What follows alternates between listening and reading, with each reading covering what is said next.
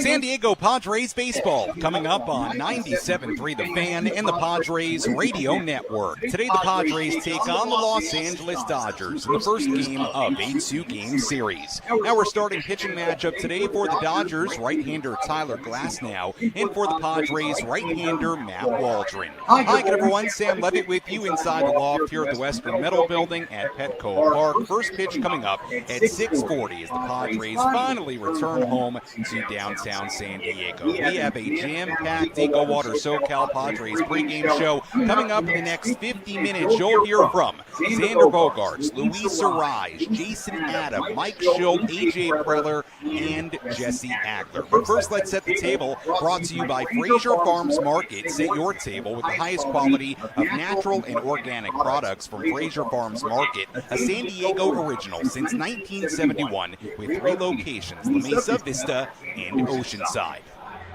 Padres enter this homestand 57-51. They're coming off a 7-2 road trip to Cleveland, Washington, D.C., and Baltimore. The Padres entered today tied for the second wild card spot in the National League. Meanwhile, the Dodgers are 63-44. They entered today a 6.5-game lead on the Padres for first place in the National League West. Dodgers have not been great for the last month, just 12-13 in their last 25 games. Dodgers just lost 2 of 3 in Houston. They've lost 9 of their last 12 road games. The Padres played the final game of a long road trip on Sunday. Let's take a quick look back.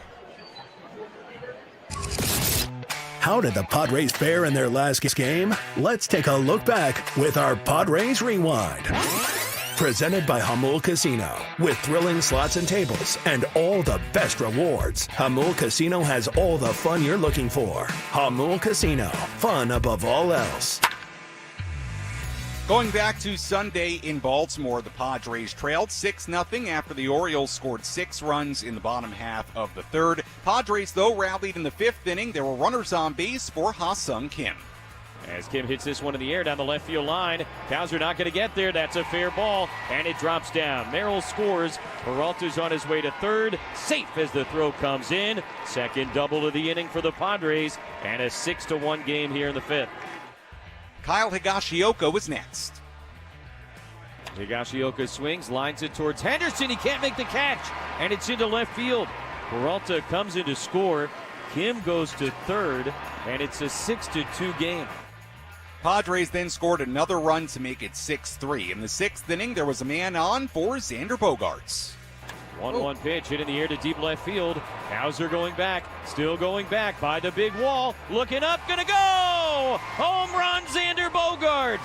Over the big fence in left, a 2-run shot, and now a 1-run game. This team does not go away.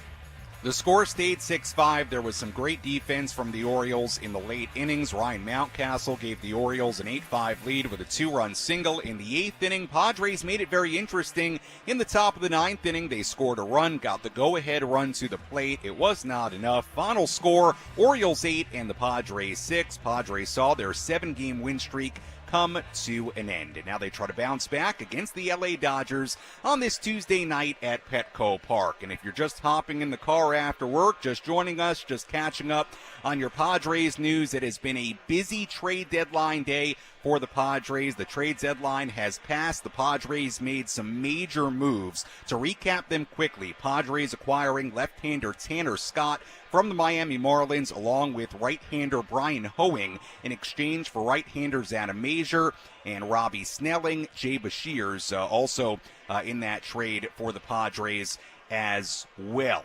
As far as the other trades for the Padres, left-hander Martin Perez was acquired from the Pirates in exchange for left-hander Ronaldis Jimenez, and also the Padres acquiring outfielder Brandon Lockridge from the Yankees in exchange for Enyel De Los Santos, a member of the Padres bullpen, and also minor league right-hander Thomas Balboni. The biggest of the trades, no doubt, the acquisition of left-hander Tanner Scott. Let's talk more about that with Jesse Agler. Let's go inside the Padres broadcast booth for a deep dive on today's matchup from Jesse Agler in our Padres game preview on the Padres Radio Network.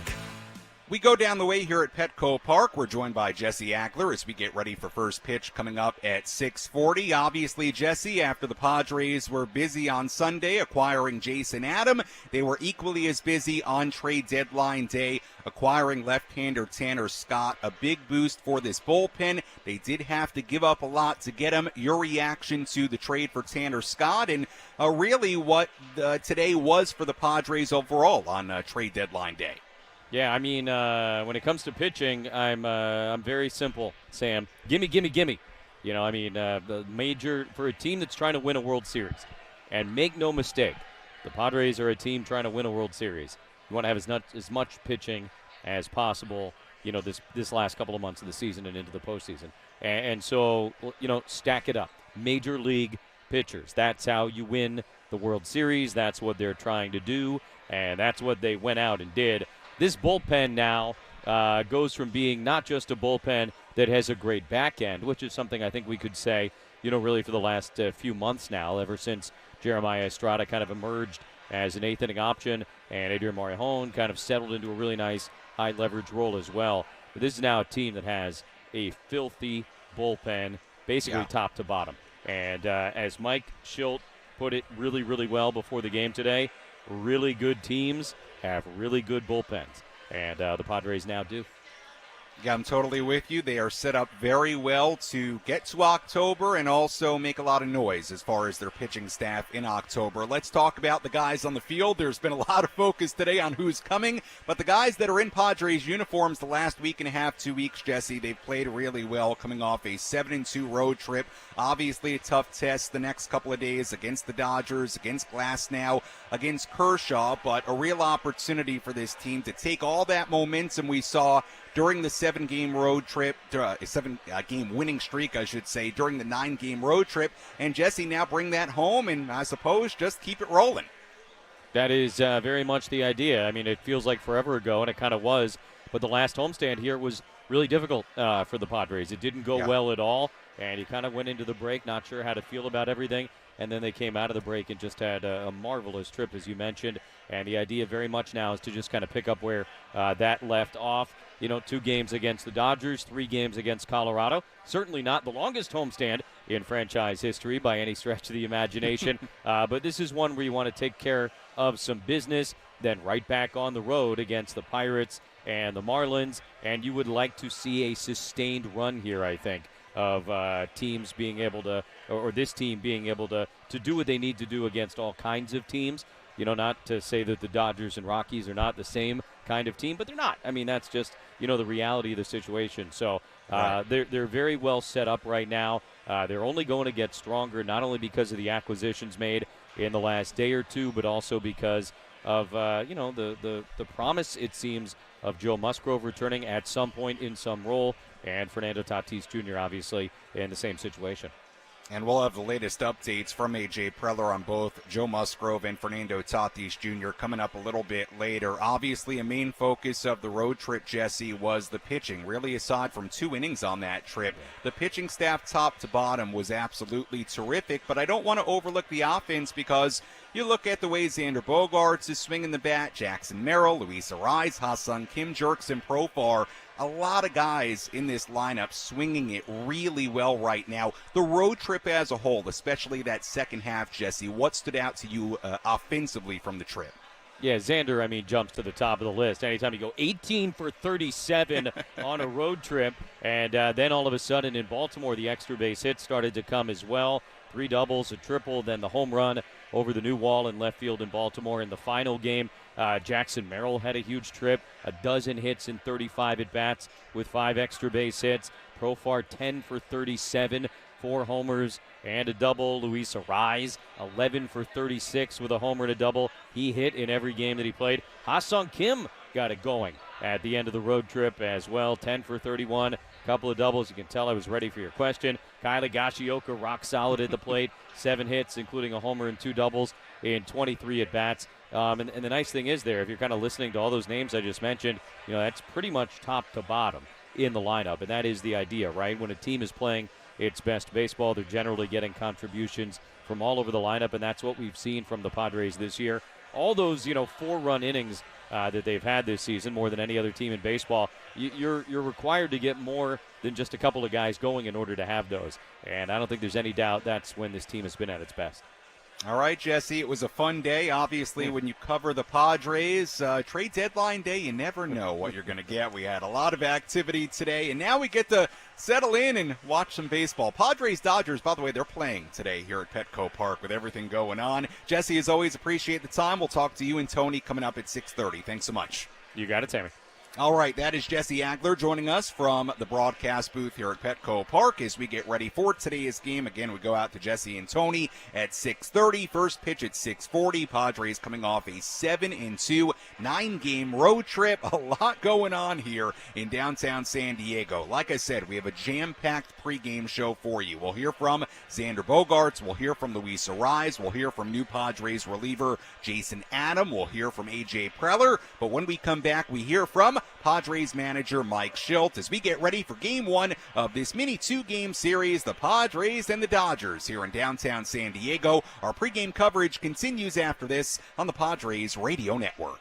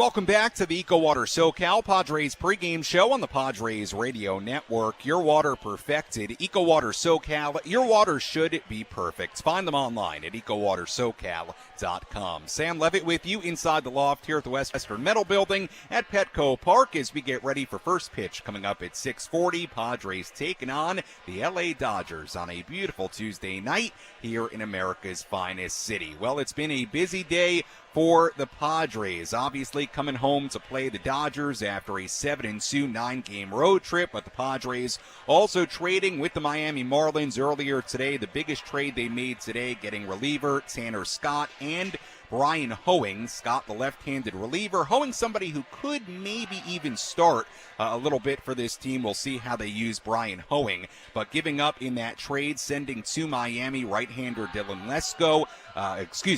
Left-hander Robbie Snelling was in that trade along with right-hander Adam Mazur. Graham Pauley, who we saw in the major leagues for a little bit this season, also in the trade. Jay Bashir's also in that trade for the Padres heading to Miami. Of course, the Padres also trading on Sunday for right-hander Jason Adam, who we'll see, we'll hear from a little bit later on in our pregame coverage. Right-hander Dylan Lesko, part of that deal, along with Homer Bush Jr., a minor league outfielder, and catcher J.D. Gonzalez. So that was the big trade of the day. Padres trying to carry their momentum into this homestand. Let's hear from Padres manager Mike Shildt. Let's pull up a seat in the manager's office and hear from Padres manager Mike Shildt. Presented by Sinley Food. Spice up your culinary life. You know, it's a fruitful trip, but it's always good to get back to beautiful San Diego and wonderful Petco Park and play in front of our outstanding, exciting fans.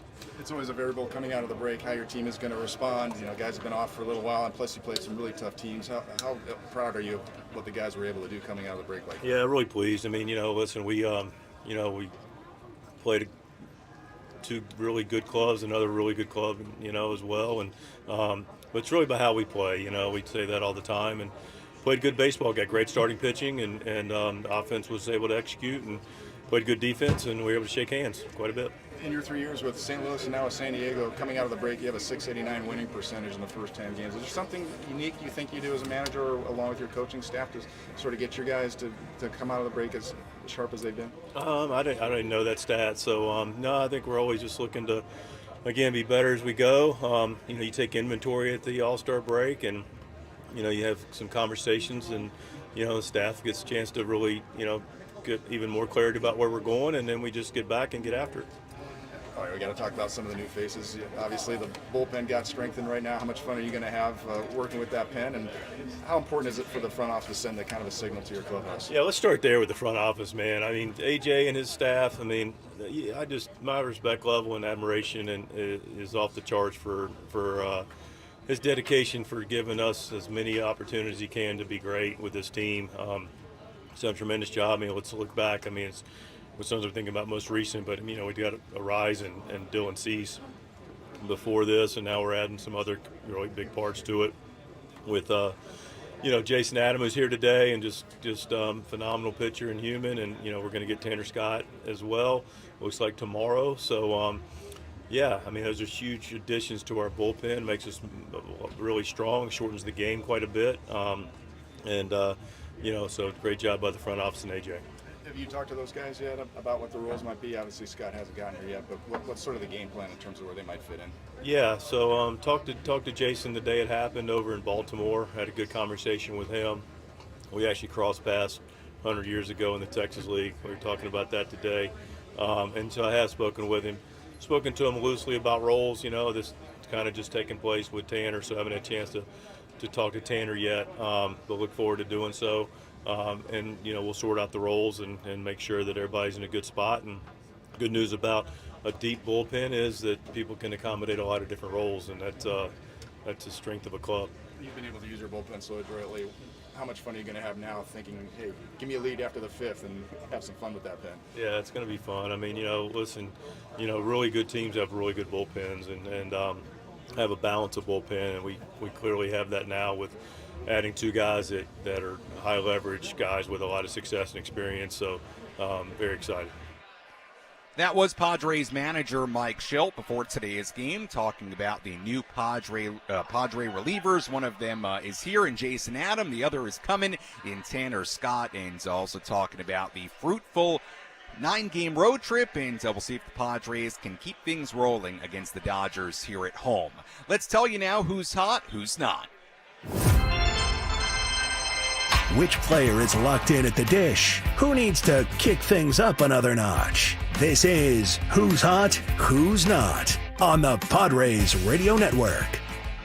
A lot of Padres to focus on in the hot category. Xander Bogaerts in the midst of an 8-game hitting streak. Since returning from the IL, Bogaerts is hitting .489 in 11 games, 5 extra base hits in the 3-game series against the Orioles. If you go back to May 12th, before Bogaerts was on the IL, the span of 18 games, he batted .429 with a .1067 OPS, so he is swinging it really well right now. Jackson Merrill, 10 for 23 in his last 6 games, 3 doubles, a triple, 6 RBIs in those 6 games. Luis Arraez in the midst of a 9-game hitting streak, batting .350 in that span. Ha-Sung Kim, 7 for his last 16 during a 4-game hitting streak. Jerkson Profar, 10 for his last 29 with 4 home runs, 8 RBIs in a 7-game span. So all those guys in the hot category today. In the hot category for the Dodgers, Gavin Lux swinging it really well right now. .520 batting average in his last 25 at-bats with 3 home runs, 4 doubles,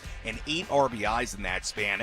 And you guessed it, Shohei Ohtani also in the hot category, batting .333 with 4 home runs, 9 RBIs, 10 runs scored, 5 stolen bases in his last 12 games. Austin Barnes, a backup catcher, but when he's in there, he swung the bat really well. 15 for his last 35, batting .429 going back to late June.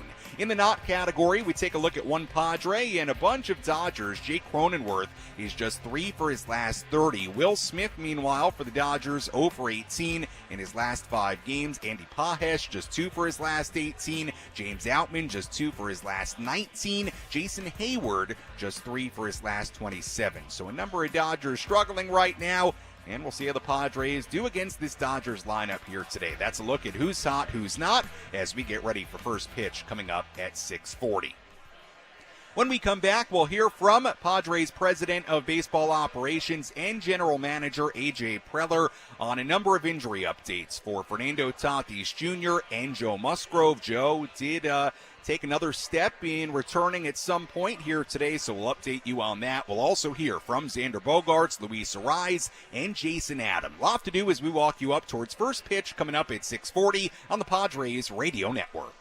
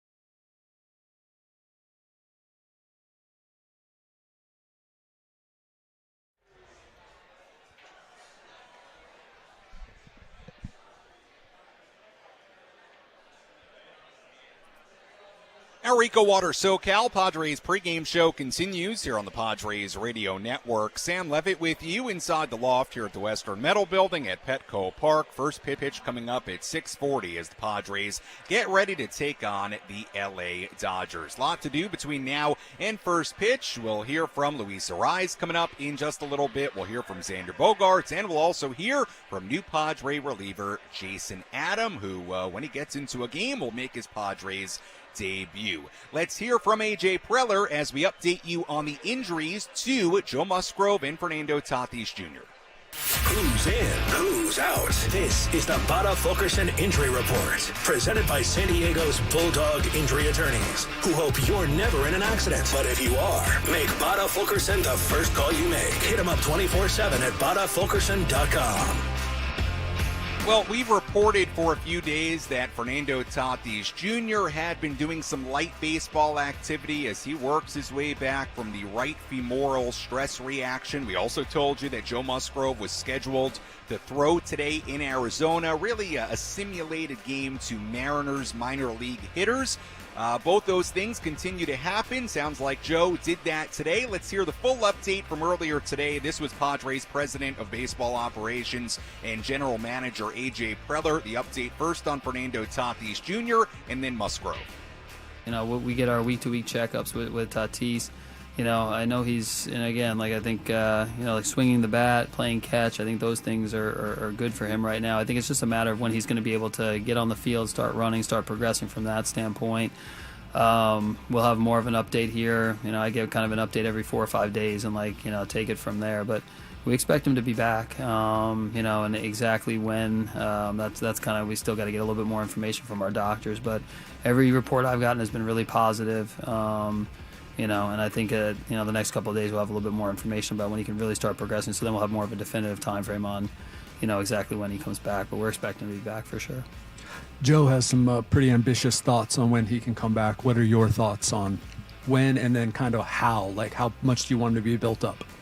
Yeah, I think so. Like Joe, Tatis, Peralta, I think those guys, it's kind of at this point, like I said, we're kind of going week to week and see where it's at.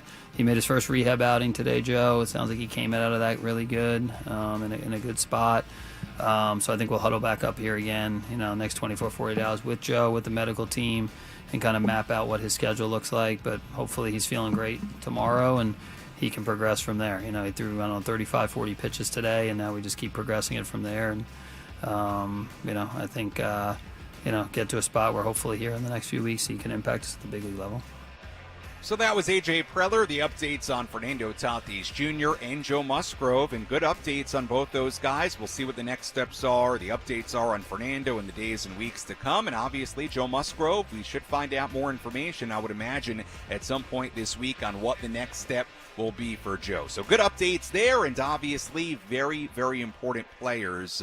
Hopefully that will be back sooner rather than later for the Padres. Well, obviously a big day for the Padres, the biggest of the 3 trades the Padres made today. Like we've said, if you're just joining us, left-hander Tanner Scott acquired from the Miami Marlins alongside right-hander Brian Hoeing from the Marlins. And by the numbers, Scott really, really, really good. 6-5, a 1.18 ERA in 44 appearances this season. He is the real deal as far as a high-leverage swing-and-miss reliever. Brian Hoeing, a 2.70 ERA in 16 outings, 2 starts for Miami this season. More of a long man out of the bullpen, but both could play pivotal roles for the Padres here down the stretch. Of course, Luis Arraez was traded from the Marlins to the Padres just a couple of months ago. Luis Arraez spoke inside the Padres clubhouse earlier today. Here was Arraez on the Padres adding Tanner Scott and more. I'm excited.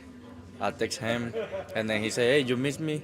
And I say, "Oh yeah, I miss you." So we got really good relievers. We got Adam there, Turner, Hoeing, and then it's gonna be excited for everybody here. What do you know about Scott the person and Scott the person and the teammate? He's amazing. He's one of my best friends there in Miami, and then I'm super excited. I'm happy for him, and then I hope he get here tonight or today. I don't know, but I can't wait to see him. Luis, when you guys have played as well as you have lately, then you make these kinds of additions. What does that make this clubhouse feel like? I mean, we want to win. We want to win. That's what we want. We want to win. That's why AJ moved that, and then he get good relievers. And then I trust my team. And then I'm pretty excited. What kind of stuff does Scott have? How can he help his team? He can help the clubhouse. He can help outside. He's an amazing person, and especially big team, and then you guys love him when he come. How much do you think it helps him coming over here and having a familiar face like yourself to help make the adjustment? I can't wait to see him tonight or tomorrow. I don't know, but I can't wait. He's one of the guys you want in the clubhouse. He's amazing. I think I'm more happy in him because my wife called her wife, and then I can't wait to see him tonight. How much confidence, with the relievers that you have already with Suarez and now the additions, when you're in a close game, having that crew to close things out? Amazing. We got all-star closers. We got like 3 closers right now. Suarez, Turner, Estrada can close too, and then Hoym. I don't know if you guys know Hoym. He's an amazing guy too. He's an amazing teammate.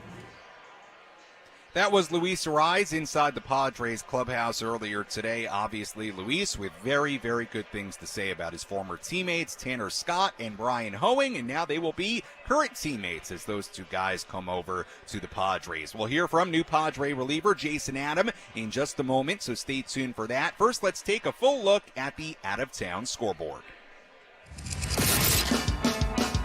Let's take a trip around the Bigs and tell you about the scores you need to know in our out-of-town scoreboard. Presented by Jensen Meat, where great taste meets integrity.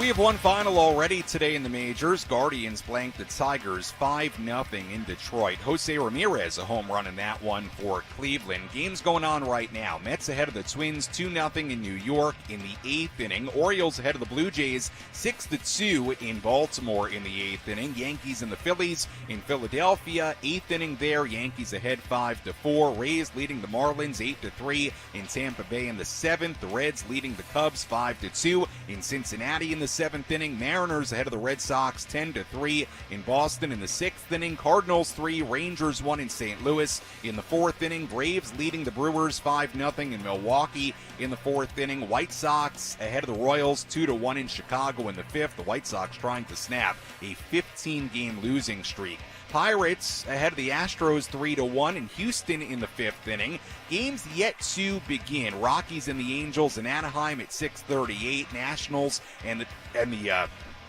Diamondbacks at 6:40. A's and the Giants in San Francisco at 6:45. And that is a full look at the out-of-town scoreboard on this Tuesday, this trade deadline day across the major leagues. And by the way, we've told you all about the trades the Padres made earlier today. The last 30 minutes to hour of the trade deadline, the 2 to 3 p.m. window here on the West Coast, it was nuts. There are a ton of trades that went down today, a very significant one involving the guys on the other side of the field today. The Dodgers, they traded for right-hander Jack Flaherty. We'll talk more about the trade deadline as a whole during our post-game show coming up a little bit later on this evening. Obviously, the Padres were very active before today. They traded for right-hander Jason Adam from the Tampa Bay Rays on Sunday. Adam figures to be a big part of this Padres bullpen. Moving forward, Adam spoke with the San Diego media inside the Padres clubhouse earlier today.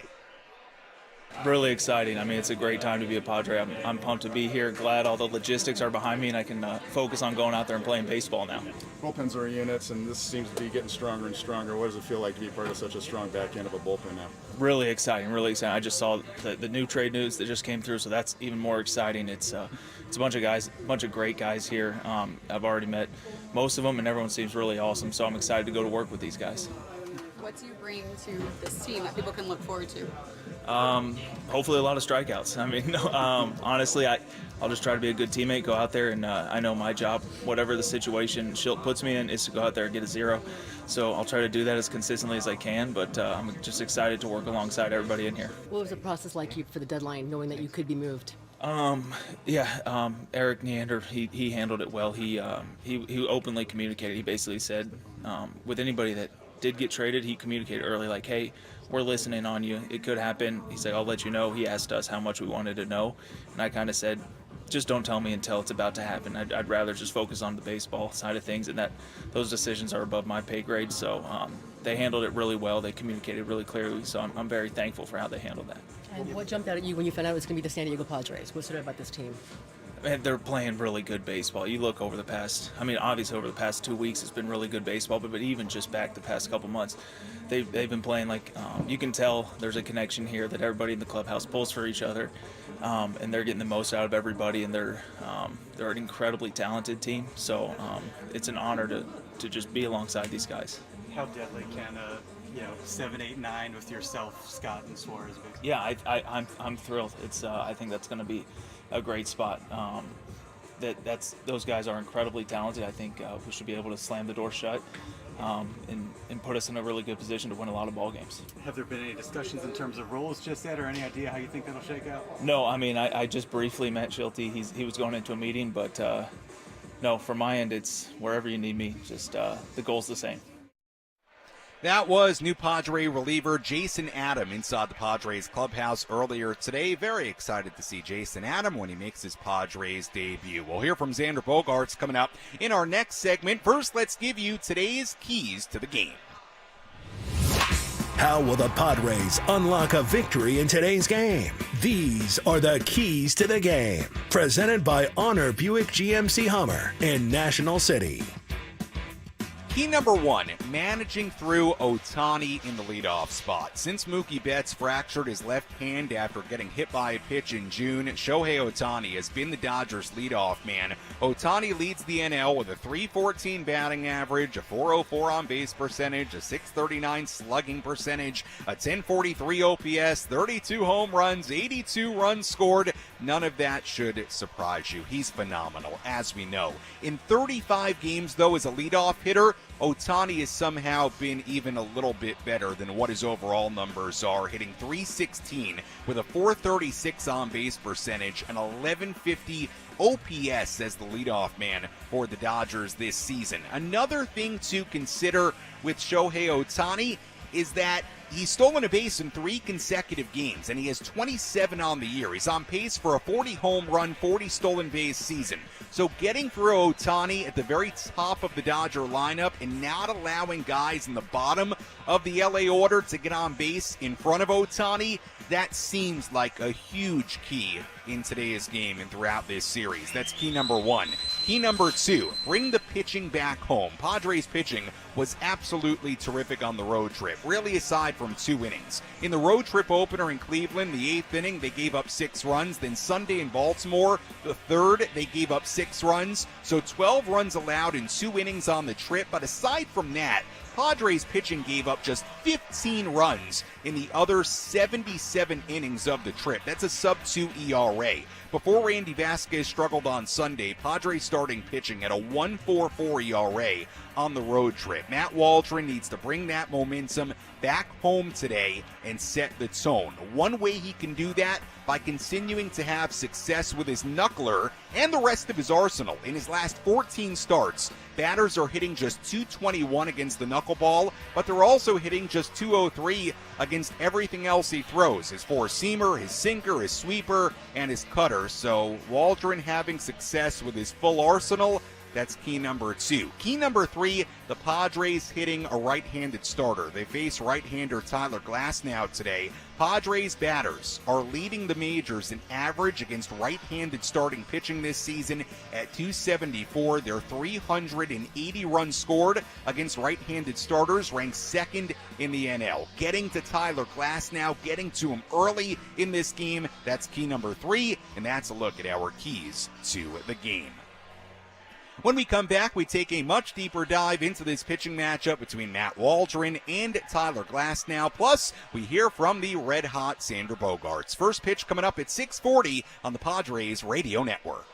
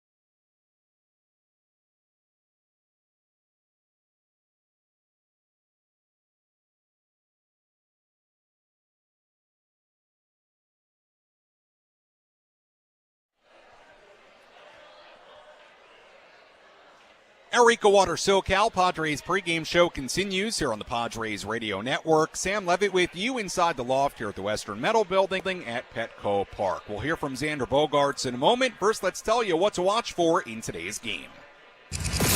What's the one thing Sam Levitt will be keeping his eye on in today's game?